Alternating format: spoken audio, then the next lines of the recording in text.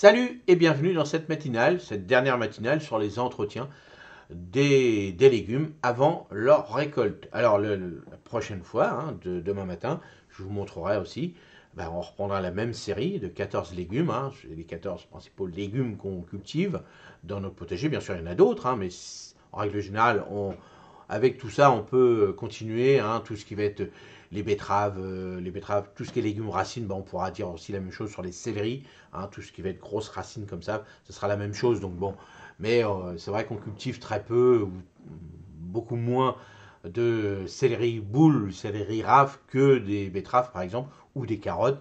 Donc voilà, donc c'est pour ça que j'en ai choisi 14 pour pas élargir constamment la liste. Mais bon, là on va parler de l'entretien des tomates, mais bien sûr on fera des vidéos bien spécifiques dans les parties des vidéos de 18 heures sur le potager, où là vraiment, parce que les tomates c'est ce que vous adorez, et comme moi c'est le légume qu'on adore le plus en France, et même en Europe. Les tomates, bon voilà, avec les quantités de tomates on se régale, et surtout les tomates ça se mange en été et pas avant. Ça sert à rien de manger les tomates l'hiver, c'est dégueulasse. Donc voilà, donc comment entretenir les tomates avant la récolte? Donc l'arrosage, donc arrosage régulier. Les tomates ont besoin d'un arrosage régulier pour éviter le stress hydrique. Arrose profondément, mais moins fréquemment pour encourager les racines à plonger plus profondément. Évite l'eau sur les feuilles, donc comme d'habitude on évite, et puis en période de forte chaleur, arrose plus souvent, mais surtout que le sol est bien drainé pour éviter les racines détrempées. Quand on arrose pas régulièrement, ça fait des petites craquelures sur nos fruits, et c'est comme ça que on se dit que c'est pas bien arrosé. Donc il faut trouver le juste milieu par rapport à vos régions, bien sûr, et par rapport à votre sol. Sol sableux, on arrose beaucoup plus qu'un sol argileux. Donc là, il faut trouver le juste milieu. Moi, ça va, j'ai pas trop de soucis. Alors, ça va, mais ça sera en fonction de l'année. Si vraiment c'est une année très très chaude, il faudra arroser un peu plus par rapport à mon sol, moi qui est argileux. Mais voilà, donc une fois, moi j'ai trouvé, j'ai mis ça dans mon petit tunnel. Voilà, les poivrons, tout ça, j'ai trouvé l'astuce pour contre mon atelier. Les tomates, je les mets toujours à la même place. Alors là, je vais dire, je fais pas de rotation, j'ai pas de soucis pour l'instant, mais ça fait déjà plusieurs années, ça fait bien 4-5 ans que je fais ça dans mon tunnel, au même endroit, et j'ai pas de problème de maladie. Pour moi, ce genre de maladie, ça arrive surtout quand on a des années humides. Il y a une année, il y a 3 ans, maintenant même 4 ans, il y a eu, j'ai pas eu beaucoup de tomates, j'avais fait pas mal de vidéos là-dessus, et j'ai pas eu de tomates, mais ça m'a pas empêché de remettre l'année qui suit au même endroit les tomates, malgré qu'ils avaient attrapé ces maladies fongiques.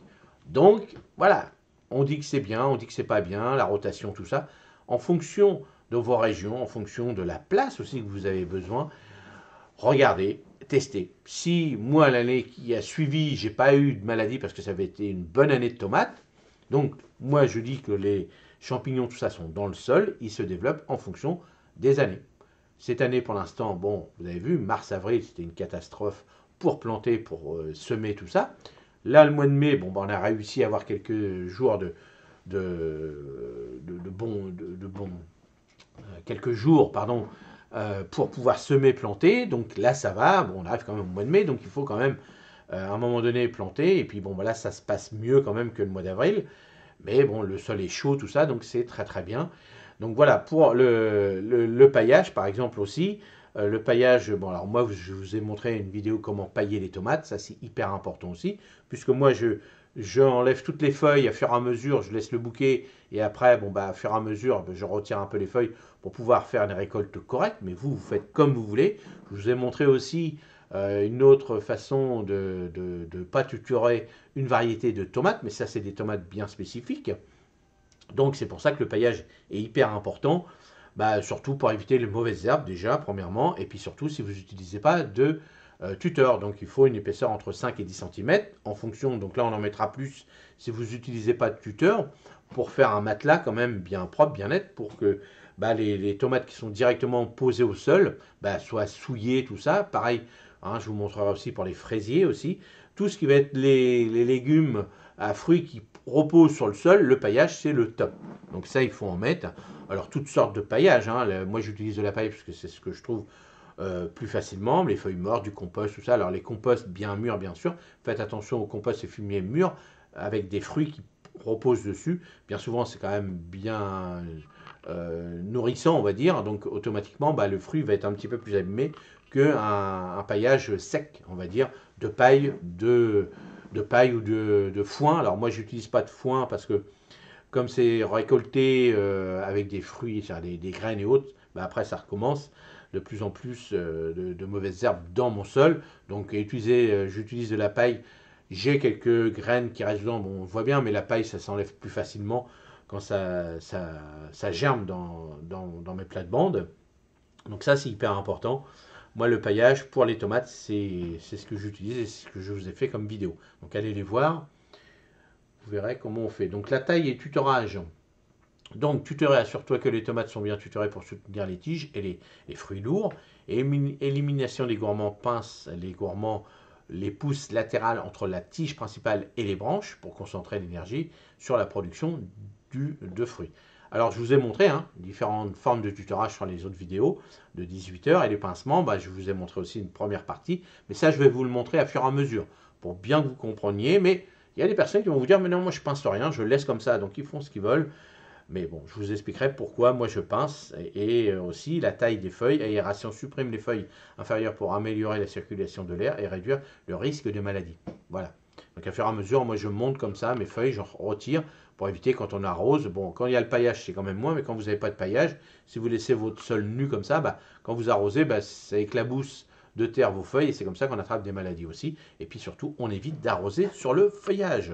Ça, c'est hyper important. Donc au pied, tranquillement, avec le petit jet ou l'arrosoir, on arrose tranquillement au pied de chaque plant de tomate.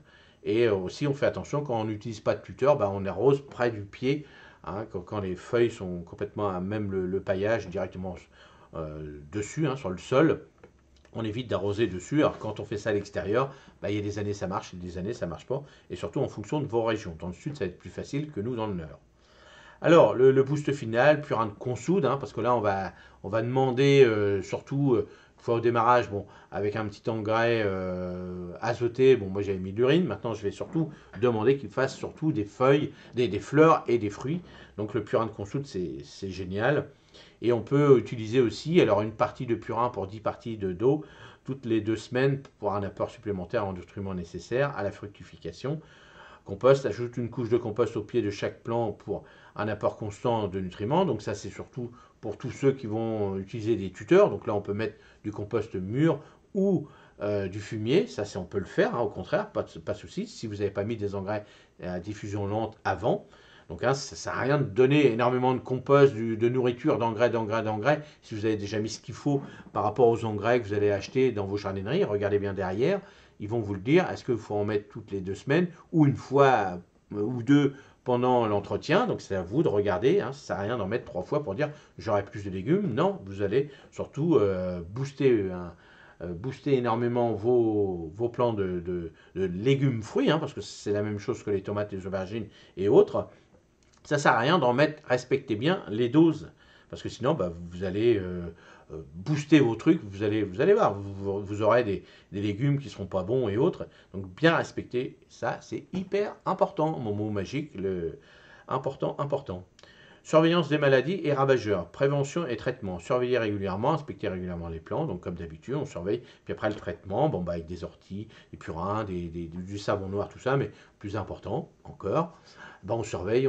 Et puis dès lors que, hop, il y a une petite feuille qui est un petit peu abîmée, tac, on l'enlève. Comme ça, le champignon, il se développe beaucoup moins. S'il se développe, c'est qu'il y a un problème chez vous.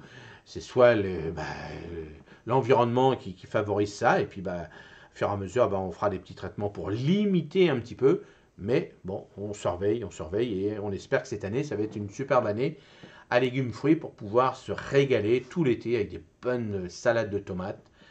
Et ça, moi j'adore ça, surtout quand moi je fais des variétés anciennes, cœur de bœuf, marmande, ananas, je mélange aussi la zébrade, la cœur de... la noire de Crimée, je mélange tout ça avec, et puis je fais des petites brochettes aussi avec de la mozzarella, avec des petites tomates cerises et tout, et puis on mange ça autour du barbecue, et on se régale, et manger des tomates l'été, c'est la meilleure saison pour se régaler, et surtout ne pas acheter ces tomates qui vous disent des tomates cœur de bœuf ou autre, vous achetez ça au mois de mai, c'est pas les vrais, hein, c'est du hors-sol et c'est dégueulasse et vous êtes déçus de manger ce genre de... hein, j'ai goûté encore là, il y a pas longtemps, pour goûter, pour voir, hein, une noire de Crimée, bon, elle avait le goût de flotte, hein. Le nom était là, mais l'aspect était là, mais elle n'avait pas de goût, quoi.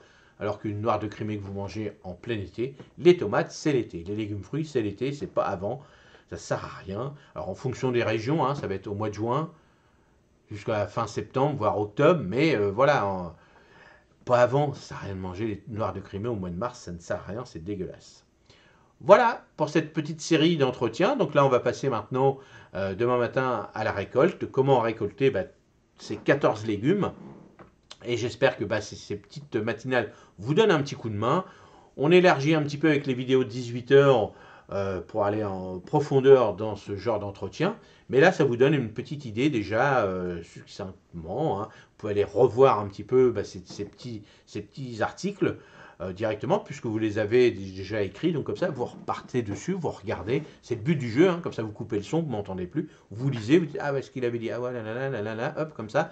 C'est le but du jeu de cette petite matinale, de ces petits articles, hein, que je vous propose. Hein. Comme ça, vous reprenez dès le début, vous coupez le son si vous ne voulez pas m'entendre.